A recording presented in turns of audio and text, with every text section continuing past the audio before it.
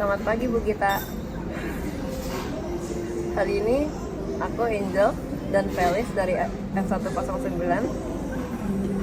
ingin menceritakan tentang krisis konflik di Sudan Selatan. Jadi di mana di sana terdapat banyak orang yang melarikan diri dan terdapat banyak korban jiwa. Nah, saya ingin menceritakan dari awalnya. Nah, dari kasus ini awalnya dari 2000. Nah,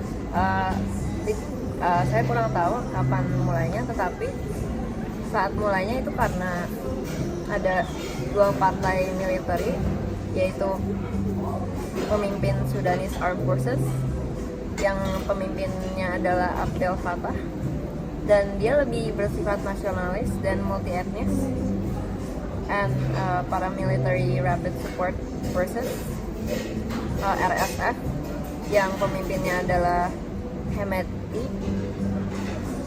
Dia adalah lebih cenderung ke Arab.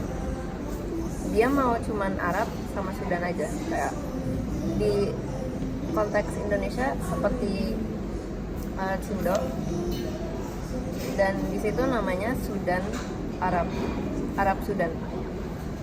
Nah, ada konflik merebutkan posisi yang mereka ada kayak fight untuk merebut posisi lebih atas. Itu membuat mereka berantem. Jadi kan padahal itu ya kayak awalnya dia bekerja sama, tapi akhirnya malahan terpisah gitu. Jadi orang non Arab itu justru cenderung dirasis gitu sama Sudan. Jadi semua yang nggak Arab itu diberlakukan ethnic cleansing. Nah, tentu saja seperti yang Felis bilang tadi, ada mereka melakukan ethnic cleansing, dan seperti ini berhubung dengan genosida yang terjadi di Sudan.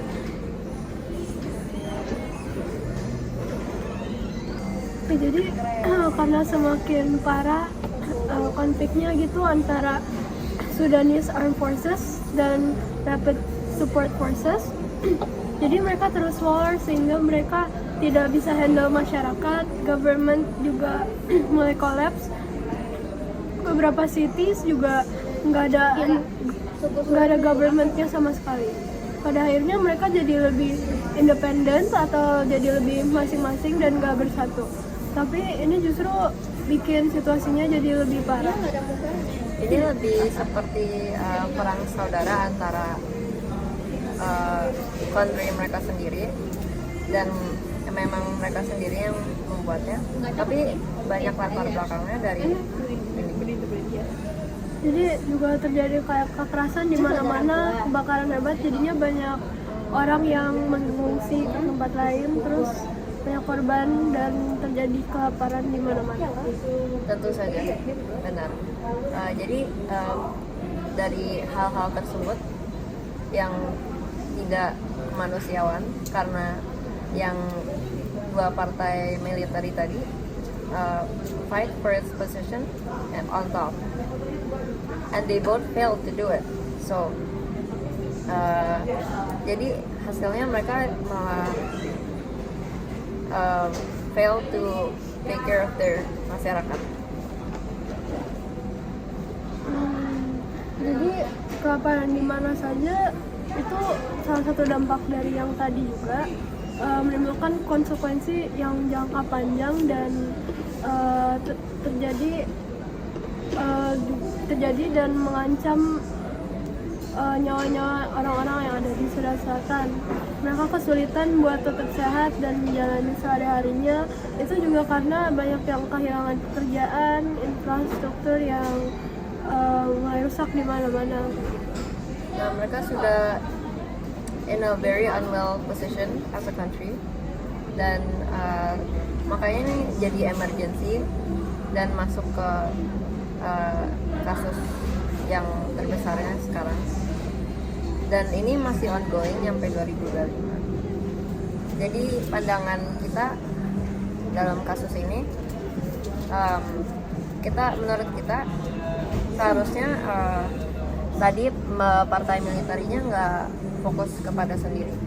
Dan mereka nggak seharusnya lebih memerhatikan masyarakat dan nggak meninggalkan masyarakat begitu aja hanya untuk memperebutkan posisi yang lebih tinggi. Terus juga untuk kelaparan dan korban-korban yang mungkin kehilangan rumahnya dan kehilangan pekerjaan dan infrastruktur yang rusak di mana-mana, mungkin